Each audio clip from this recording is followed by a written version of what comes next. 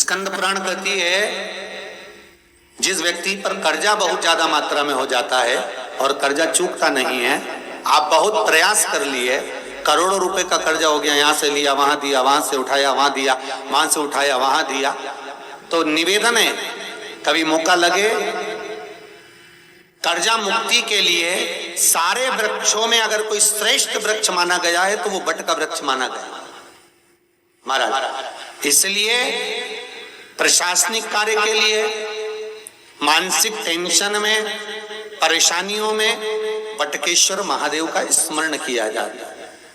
और यदि निवेदन करूंगा बहुत ज्यादा, यदि आपको कर्जा हो गया है, बहुत ज्यादा कर्जा हो गया और वो कर्जा चूक ही नहीं रहा, तो थोड़े दिन बड़ के पेड़ के नीचे आप बटकेश्वर महादेव के लिए एक लोटा पानी, उसमें थोड़ा सा पिसा हुआ चावल पीस के गला लेना चावल को और पीस लेना, पीस के उस पानी में मिला लेना और मिलाकर उसमें थोड़ी सी हल्दी पिसी हुई डालकर बटकेश्वर महादेव के नाम से बड़ के पेड़ के नीचे अपनी कामना कर कर जो कर्जा हुआ है उस कर्जे का भान देते हुए, स्मरण देते हुए छोड़ दीजिए। महाराज 2 या 3 सोमवार एक ही जगह पर करना, 3 सोमवार बाद वहीं से बड़ के पेड़ की थोड़ी सी जड़ उठा लाना और उस जड़ को एक कोई धागे में बांधकर या तो अपनी गले में डाल लो या अपनी जेब में पटक लो, उसको थोड़े दिन पटक कर रखना, लगभग 2 से 3 महीना पटक कर रखो। वो जड़ जैसे बड़ का पेड़ विस्तार होता है, पानी गिरे ना गिरे, जल वृष्टि हो ना हो, गर्मी पड़े ना पड़े, उसको कोई फर्क नहीं पड़ता, बड़ का वृक्ष आप रूप फैलता जाता, उसकी जड़ें अपने आप प्रबल होती है। उसी तरह ये बटकेश्वर महादेव कहीं से भी अगर जड़ आपके पास में रखी है 1 महीना, 2 महीना, 3 महीना तक, तो ये जड़ अपने आप लक्ष्मी को पकड़कर खींच कर लाती है और कर्जे से मुक्त कर देती है। बटकेश्वर महादेव का स्मरण सुख का देना कार्य नहीं, जिसमें पशुपति व्रत लात ना करे। बस दिल से अगर आपने पशुपति व्रत करा है, बाबा विश्वनाथ के 5 पशुपति व्रत होते हैं, किसी भी सोमवार से चालू कर सकते हैं। बस करना क्या है, सुबह पूजन की थाली लगा कर लेकर जाना है, शंकर भगवान के शिवलिंग की पूजन करना है, मंदिर में अभिषेक पूजन करो, वो थाली वापिस लेकर आ जाओ, घर में रख दो। उसी थाली में शाम के समय प्रदोष काल में सूर्य डूब रहा हो, उसके कुछ ही समय के बाद आप आनंद में 6 दिए घर से लेकर जाओ, थोड़ा सा मीठा बना कर लेकर जाओ और 5 दिए शंकर जी के मंदिर में लगाओ। पूजन करने के बाद में मीठे के 3 हिस्से कर दो, 2 हिस्से बाबा के मंदिर में अलग अलग रखिए, एक ही प्लेट में 2 हिस्से नहीं रखना है, दोनों हिस्सों को अलग अलग कटोरी में, अलग अलग दोने में, अलग अलग प्लेट में बाबा को रख दो और एक हिस्सा एक दिया लेकर आ जाइए। घर के दरवाजे में प्रवेश करते समय राइट भाग में एक दिया घी का लगा दीजिए जो लेकर आए हो मंदिर से, उसको जला के नहीं लाना है, वहीं पर जलाना। दरवाजे के पास आराम से बैठो, दिया जलाओ और प्रसाद लेकर अपनी कामना कर कर घर के अंदर सीधा पांव रखकर अंदर चले जाओ। सवेरे फरियाल करो, शाम को भोजन करो। जब भोजन करो उस समय पर जो मीठे का आपने भोग लगाया था भोलेनाथ जी को, जिसका एक हिस्सा लेकर आए हो, सबसे पहले भोजन में वो हिस्सा खा। प्रसाद का जो हिस्सा लेकर आए हो उसमें से किसी को वो हिस्से में से प्रसाद नहीं देना, चाहे घर में बच्चे हो चाहे बड़े हो। आपको ज्यादा प्रसाद ले जाना तो अलग से ले जाओ, पर उस हिस्से में से किसी को प्रसाद ना दें। और वो प्रसाद पहले पाकर फिर आप भोजन प्रसादी ग्रहण करें। पर इसका नियम ये है कि प्रसाद जब आप लेकर आते हैं, आपको पहले भी कथा में कहा, शंकर का प्रसाद रात भर नहीं रखा था। जितनी जल्दी आप प्रसाद का हिस्सा लेकर आए हैं, आधे घंटे के अंदर, पौन घंटे के अंदर आपको वो प्रसाद पाना है और भोजन करना ही है। ये नहीं कि सब आएंगे, इंतजार कर रहे हो, 10 बज गई, 11 बज गई, प्रसाद आपका इंतजार कर रहा है। जो प्रसाद है वो आपकी प्रतीक्षा कर रहा, आपकी बाट जो रहा, आपका इंतजार कर रहा, आपकी बाट जो रहा, आपका इंतजार कर रहा। ये नहीं होना चाहिए। महाराज कितना सुंदर कहा है शास्त्रों में कि केवल एक देव अधिदेव महादेव एक ऐसे होते हैं जिनका प्रसाद रात भर नहीं रखा था, वहां से लिया है। प्रसाद लाकर ताजा रहता है जब तक आप पाते हैं, फिर वो फ्रिज में रख देते हैं। फ्रिज में रखा रखा किसी ने खाया नहीं खाया, जितने समय तक फ्रिज में प्रसाद रखा रहता है वो इंतजार करता है कि कोई मुझे प्रसाद भक्षण करे। प्रसाद का मतलब होता है प्रभु का साक्षात दर्शन। प्रसाद का मतलब ही ये प्रसाद, प्रभु का साक्षात दर्शन। वो रखा रखा जब ज्यादा समय हो जाता है तो घर में वो कष्ट प्रदान करने लगता है। हमेशा याद रखो, प्रसाद जैसे ही आए उसका सही समय पर उसको पाओ। रखे हुए प्रसाद पड़ा हुआ है, फ्रिज में रखा हुआ है, बेटा खाएगा, बहू खाएगा, ये खाएगा, वो खाएगा, फिर धीरे धीरे वो बद्दुआ देना प्रारंभ कर देता है, जिससे घर में बड़ी बीमारी फैलने लगती है, बड़ा रोग आने लगता है। तो लोग सोचते हैं हमारे घर में ना तो हम कोई नशा करते हैं, ना हम कोई चीज खाते हैं, ना हम बाजार का खाते हैं, फिर रोग कहां से आता, फिर बीमारी कहां से आती? अर्थात वो बद्दुआ देता है। उसका प्रयोग करो, समय पर करो, समय पर पाओ। कई लोग कहते हैं महाराज जी हमारे ये बीमारी कहां से आ गई, जरा पत्रिका में तो कोई बीमारी ही नहीं लिख रही, हमने तो सबसे पूछा ये बीमारी का योग ही नहीं है, फिर बीमारी कहां से आई? ना तो हम कोई व्यसन करते, ना कोई मदिरापान करते, ना कोई मांसाहार, फिर ये बीमारी कहां? उसका कारण है कि तुम उस प्रसाद का लाकर महीनों तक पड़ा हुआ इंतजार कर रहे हो, खाएंगे खाएंगे, आखिरी में फिर वो काम वाली को दे दिया। काम वाली इतनी चतुर आज के जमाने की, बासी माल खाएंगे, अटक गए।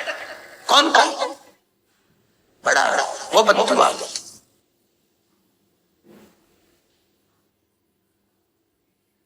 जितना आपको पाना है, जितना आपको लेना है, उतना प्रयोग।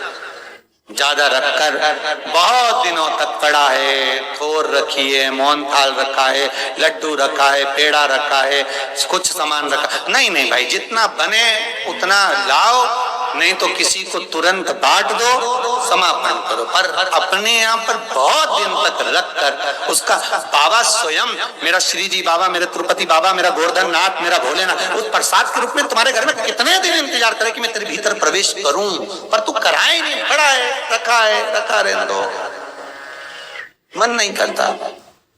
शक्तियों जैसा कर्म मत करो जिससे हमें कष्ट की। कई लोग कहते हैं हमने पशुपति व्रत करा, हमारा बहुत काम हुआ। कई लोग कहते हैं हमने करा पर हमको अभी तक उसका कारण है कि तुम बहुत देर तक प्रसाद को इंतजार करा रहे हो। तो बाबा भी आपको इंतजार करा रहा, मेरा विश्वनाथ भी इंतजार कर रहा। उस समय अवधि का भान होना चाहिए।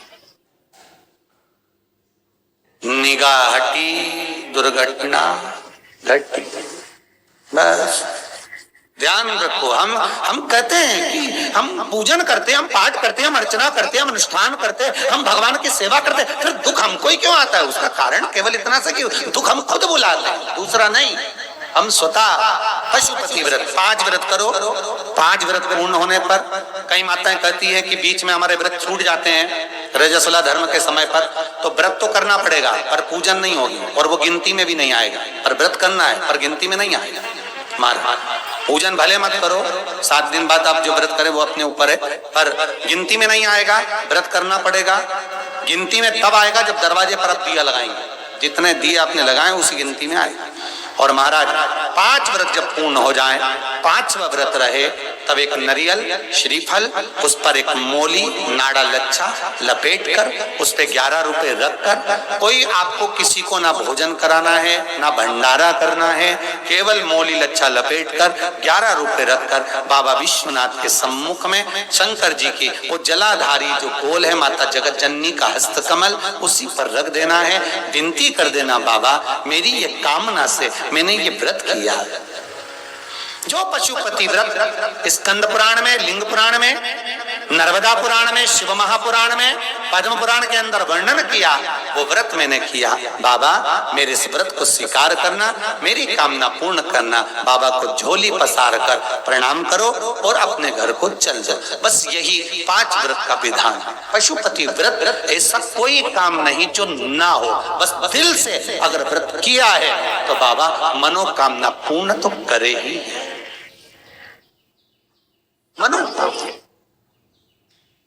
आप हमारे घर के, चाहे घर की धर्म पत्नी हो, चाहे भांजे हो, कोई प्रॉब्लम होती है, हम उनसे कह रहे थे पशुपति व्रत कर लो, हो जाए।